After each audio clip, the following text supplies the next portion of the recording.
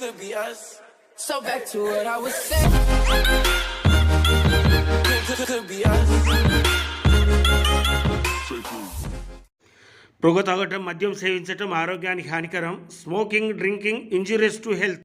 Friends, నేను మీ Rajashekar, common man of India. Friends, ఈరోజు హైదరాబాద్లో జరిగిన ఆల్ ఇండియా ఎస్సీ ఎస్టీ సమావేశంలో మరి ఈరోజే మరి ఎస్సీ ఎస్టీల సమస్యలపై, ఓబీసీల సమస్యలపై సెమినార్ జరిగింది. మరి ఈ సందర్భంగానే మరి నూతన అధ్యక్షుని ఎన్నుకున్నట్టు తెలిసింది యాదగిరి గారు. అలాగే వారిని అడిగి మరి వాళ్ళ ముందున్న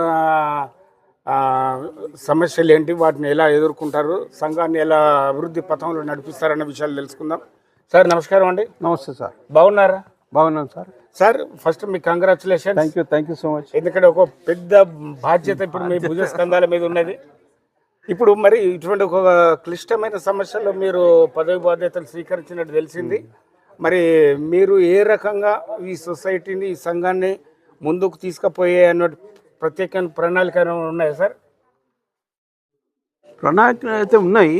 ఏంటంటే ముందు నా ఉద్దేశంలో యూత్ను ఫస్ట్ ఇన్వాల్వ్ చేయాలి. యూత్ అనేది చాలా దూరం అయిపోయింది అంబేద్కర్కి.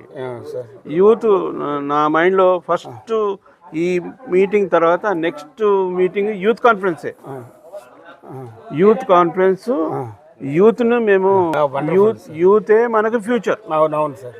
యూత్ వాళ్ళ ఎడ్యుకేషను, వాళ్ళ ఉద్యోగాలు, వాళ్ళ సమస్యలన్నీ ముందు సాల్వ్ చేద్దామని ఆ ఉద్దేశమే నాకుంది. చాలా సంతోషం సార్. ఇంకోటి నా మైండ్లో చాలా రోజుల నుంచి ఏంటంటే, మనకు మున్సిపల్ వర్కర్స్ ఉన్నారు. రోజు పొద్దున్న 5 గంటలకు జాడు కొడుతుంటారు. అవును. మనము లేచిన దాకా క్లీన్ అయిపోతుంది. అవును. అది పర్మనెంట్ జాబ్. అది రోజు ఉండే జాబే. రోజు ఉండే జాబే. అవును. Temporary job. అవును. వాళ్ళకు టెంపరీ జాబ్స్ ఉన్నాయి, వాళ్ళని పర్మనెంట్ చేయాలి. మరి వీళ్ళంతా దాదాపు దళిత జాతికి సంబంధించిన అంతే. ఇప్పుడు నేనేమంటున్నా, టెంపరీ జాబ్ ఉంటే టెంపరీ జాబ్, అవును. పర్మనెంట్ ఉంటే పర్మనెంట్ జాబ్. అవును. కాబట్టి వీళ్ళను ఎంతైతే ఎన్ని వేకెన్సీలు ఉన్నాయో మున్సిపల్లో, వాళ్ళందరినీ పర్మనెంట్ జాబ్స్ చేయాలని మా డిమాండ్. మేము దానికి మా రిప్రజెంటేషన్స్ మేము ఇస్తాం. అంటే మొట్టమొదటి మీ ప్రణాళికలో మొదటి భాగం ఇదే అంటారు. అంటే మొదట యూత్ అండ్ దిస్ ఈ సమస్య బర్నింగ్ ప్రాబ్లం ఎవరైతే మున్సిపల్ వర్కర్స్ ఉన్నారో వాళ్ళు చూడండి, వాళ్ళు రాత్రి పగలు పనిచేస్తుంటారు. ఒక్కోసారి యాక్సిడెంట్ అయి చనిపోతుంటారు. వాళ్ళందరూ ఒక కాంట్రాక్టర్ ఉంటారు. అవును. కాబట్టి కాంట్రాక్ట్ లేబర్ కాకుండా వాళ్ళను ఒక ఒక ఒక పరిధి తీసుకొని, కొన్ని ఇయర్స్ ఆఫ్ సర్వీస్ తీసుకొని మనం పర్మనెంట్ చేయాలి. అవును సార్. అది నా మనసులో ఉంది. ఓకే సార్, వాస్తవమే. ఎందుకంటే మామూలు సాధారణ రాజకీయ పార్టీలకు, మీకు అంటే సొసైటీకి సంబంధించి చూసుకుంటే ఆర్థిక పరంగా పురోభివృద్ధిలో చాలా వెనుకబాటు ఉంటాయి దళిత సంఘాలు. మరి ఇంత పెద్ద సెమినార్లు చేసినప్పుడు మరి మీకు కష్టము, మీ కృషి, ఆర్థిక భారం బాగా ఉంటుంది కదా సార్. మరి సొసైటీ నుంచి ఏమైనా సహకారం అందుతుందా మీకు? సొసైటీ నుంచి మనకు ఎంతైతే సహకారం రావాలో రావట్లేదు. అది సార్ మెయిన్. ఆఫీస్ బేరర్స్ మనకు ప్రీవియస్ బాడీలో 74 మంది ఆఫీస్ బేరర్స్ సార్. మురళీధర గారు కూడా ఎందుకు పెట్టారంటే మనకు కంట్రిబ్యూషన్ వస్తుంది. అవును. దాంట్లో నేను సెక్రటరీ ఫైనాన్స్గా ఉన్నాను లాస్ట్ బాడీ. నాకు వచ్చే డబ్బులు ఎంత, ఒక 12 మంది నుంచి 15 మంది దాకా వచ్చేటి. అంటే 15,000 వచ్చేది. మనకు ఖర్చు ఏమో 25,000 అయ్యేది. మిగతా అమౌంట్ అంతా మేము అడ్జస్ట్ చేసేవాళ్ళం. మిగతా వాళ్ళంతా వేసుకొని చేసేవాళ్ళం. ఇన్ని రోజులు చేస్తున్నాం కూడా. ఎందుకంటే ఆర్థికంగా చాలా పూర్గా ఉంది సొసైటీ. ఇంత పెద్ద కాన్ఫరెన్స్, ఇంత ఖర్చులు, భోజనాలు, అది ఖర్చుతో కూడుక పని. కాబట్టి నా రిక్వెస్ట్ ఏంటంటే, మీ ఛానల్ ద్వారా ఎవరెవరైతే ఇవ్వగలుగుతారో బాధ్యతగా ఇవ్వండి. బాధ్యతగా ఇవ్వండి, రెగ్యులర్గా ఇవ్వండి.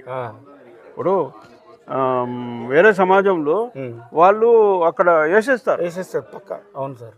ఇప్పుడు ముస్లిమ్స్ వేస్తారు, క్రిస్టియన్స్ వేస్తారు, హిందూస్ వేస్తారు, వీళ్ళు కూడా వేయాలి. అవును. కాబట్టి ఇప్పుడు ఈ మెంబర్స్ ఈ సొసైటీకి ఉన్న వాళ్ళు ఈ సొసైటీకి ఇవ్వాలి, మిగతా సొసైటీలో వాళ్ళు కూడా ఇవ్వాలి.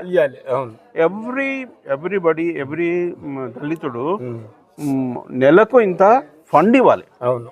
అది అలవాటు చేసుకోవాలి అంటే నా ఉద్దేశం. సొసైటీ గమ్మున ఉండొద్దు. అవును, ఏదో ఉన్నాము సొసైటీ చేసుకుంటుందని కాకుండా మనం పార్టిసిపేషన్ ఫిజికల్గా ఉండాలి, అవును, మానిటర్గా ఉండాలి, ఉండాలి. ఆ ఉద్దేశం. ఫ్రెండ్స్, ఒక అణగారిన ప్రజల కోసం మరి కొన్ని దశాబ్దాలుగా ఎనలేని సేవలు అందిస్తున్న all India SC ST rights protection society మరి ఆర్థిక బలం లేక మిగతా బూర్జువా రాజకీయ పార్టీలతో సరితూగలేక వారిలాగా అబద్ధాలు ఆడుతూ మోసాలు చేయలేక నిజాయితీగా ముందుకు సాగుతూ దళిత జాతి పునరుద్ధరణ కోసము భారీగా సమయాన్ని వెచ్చిస్తూ ఆర్థిక పరిస్థితులను అధిగమిస్తూ ముందుకు సాగుతున్నటువంటి ఈ సొసైటీని ఆదుకునే బాధ్యత సంఘ సభ్యులదే అన్నట్టు మన ప్రస్తుత అధ్యక్షుల వారు తెలియజేస్తున్నారు. దీన్ని కూడా మరి మీరు ప్రతి ఒక్కరు గమనించి మరి దీనికి అనుగుణంగా సొసైటీ నడవాలి అంటే ఖచ్చితంగా మీ సహాయ సహకారాలు అవసరం ఉంటుంది. ఎందుకంటే రాజకీయ పార్టీలకు ఎన్నో విరాళాలు ఇస్తుంటారు. ఒకరోజు మీరు పార్టీ చేసుకుంటే 1000 రూపాయలు అయిపోతాయి. అటువంటి సొసైటీకి మీరు నెలకు మీకోసం జాతి కోసం పోరాడే ఒక సొసైటీ ఉన్నదని గుర్తెరిగి సొసైటీ నడవడానికి మీ వంతుగా ఆర్థిక సహాయం అందజేయాలని కామన్ మ్యాన్గా నా కోరిక. ఎనీహౌ సార్, మీరు చెప్పిన విషయాలన్నీ సామాన్య ప్రజలకు చేరుతాయి. మీకు ప్రత్యేకంగా వందనాలు సార్. వారి కంగ్రాచులేషన్. థ్యాంక్ యూ రాజశేఖర్ గారు. జై భీమ్.